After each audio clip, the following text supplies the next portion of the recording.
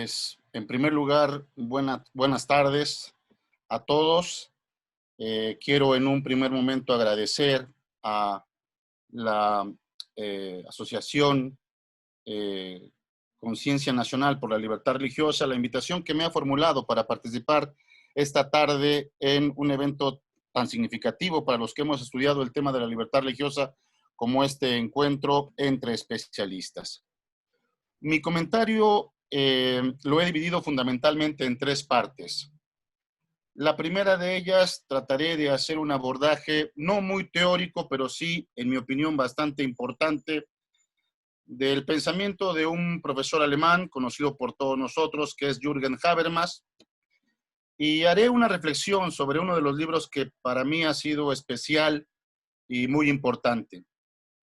La segunda parte de mi comentario abordará la problemática jurídica de la libertad religiosa e intentaré responder en esta parte a la pregunta de si es legítima y legal la suspensión o la limitación del derecho de libertad religiosa, el ejercicio de este derecho en el espacio público. Y finalmente, con un poquito más de tiempo, y ahí es donde me voy a detener un poco más, abordaré la problemática, algunos problemas puntuales que yo veo en los tiempos que nos ha tocado vivir.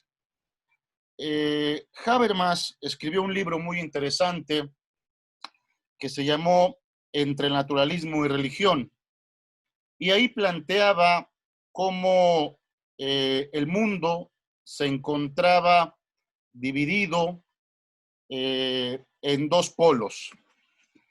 En uno de estos polos se reconocía y se aplaudía el progreso científico, neurocientífico, robótico, todo lo que tiene que ver con la ciencia. Y parecía que este polo había hecho desaparecer el espíritu religioso o la presencia religiosa, espiritual de la sociedad, que sería precisamente el otro polo. La pandemia me parece que ha puesto en su lugar a cada uno de estos dos polos y nos ha mostrado con la mayor claridad posible qué es lo que debemos esperar de cada uno de ambos ámbitos. En primer lugar, me parece que no se puede desconocer la importancia y los avances científicos, técnicos, pero hasta el punto de no hacernos perder de vista la visión trascendental que nos da la fe. Y precisamente lo que nos ha mostrado también esta pandemia, pues es que ese espíritu trascendental, ese ánimo de Dios, esa hambre de Dios que representa la libertad religiosa, pues nos muestra el otro lado de la moneda, la esperanza y el consuelo del corazón que nos permiten superar tanto dolor y sufrimiento en el mundo.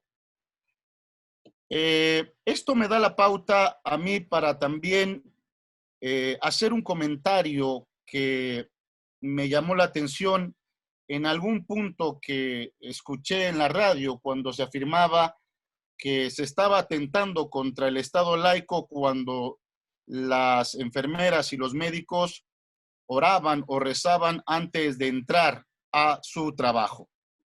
Evidentemente que esa tesis la defiende un posicionamiento laicista que en las actuales circunstancias no se puede entender. No podemos dejar toda nuestra confianza en la ciencia y pensar que ésta ha venido a suplir la visión trascendental del mundo. En esta reflexión también quisiera expresar lo siguiente, y es, ¿se puede suspender el derecho de libertad religiosa en estados de excepción? Entiendo por suspender, como lo dice la Constitución mexicana, el prohibirla o impedirla. Lo digo esto también porque se han escuchado en los medios de comunicación nacionales afirmaciones como las de el presidente municipal de tal lugar ha cerrado los templos por la pandemia. El gobernador de tal estado ha ordenado también cerrar los templos por la pandemia. La pregunta que yo me formulé cuando escuchaba este tipo de comentarios es, ¿existe una, eh, una normativa constitucional que suspenda, que prohíba o que impida el derecho de libertad religiosa? Y si nos atenemos a lo que dice tanto la legislación nacional a nivel de la Constitución y la legislación internacional, particularmente los documentos que vinculan a México para el ejercicio de sus derechos, nos podremos dar cuenta de que no existe con esa jerarquía normativa una disposición constitucional que suspenda, que pueda suspender el culto religioso. De hecho, si nosotros echamos un vistazo por lo que ha señalado la Secretaría de Gobernación, lo que ha dicho la Secretaría de Gobernación es simplemente exhortar a los líderes religiosos para que puedan no oficiar el culto público dada el peligro del contagio de la pandemia. Pero no existe una normativa constitucional que la prohíba. Como lo señala esta prohibición, la señala expresamente la Constitución, solo bajo ciertas circunstancias, y también lo señalan los documentos internacionales. Bien, ahora intentaré abordar en estos minutos ya que me quedan la pregunta con la que se inició nuestra exposición, nuestro conversatorio, y es sobre si la religión es esencial para la sociedad. La respuesta evidentemente es afirmativa. La religión como objeto del derecho de libertad religiosa es esencial para la sociedad. Y yo utilizaré dos argumentos, uno de carácter teológico y otro de carácter filosófico. El primero,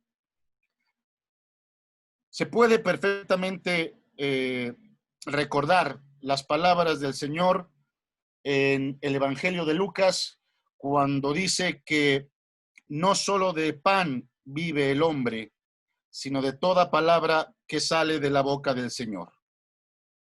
El segundo argumento para sostener la afirmación que acabo de hacer sobre que la religión es esencial para la sociedad es reconocer que la religión es un bien humano básico tanto para las personas como para las iglesias.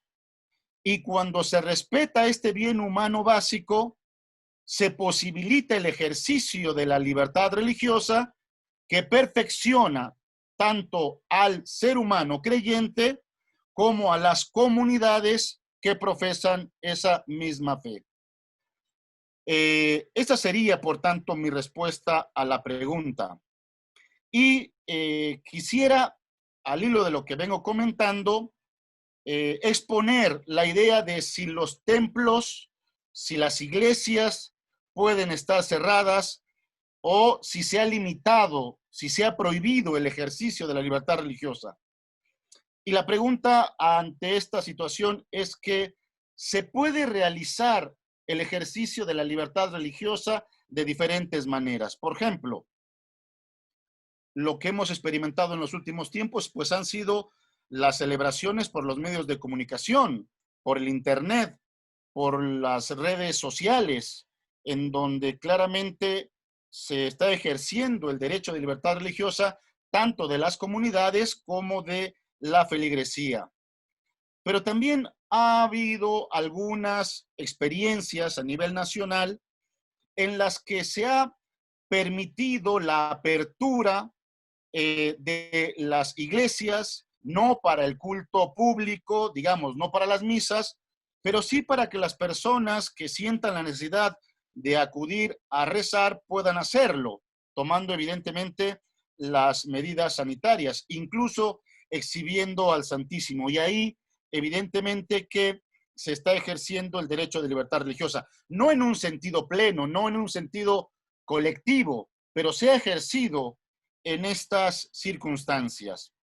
Ahora bien, si se me preguntara si hoy existen las condiciones para poder abrir los templos, mi respuesta la dividiría en tres partes. La primera de ellas, hace relativamente poco tiempo escuchamos al subsecretario de Salud decir que si bien es verdad, México está en el semáforo rojo, hay algunas zonas en las que se pueden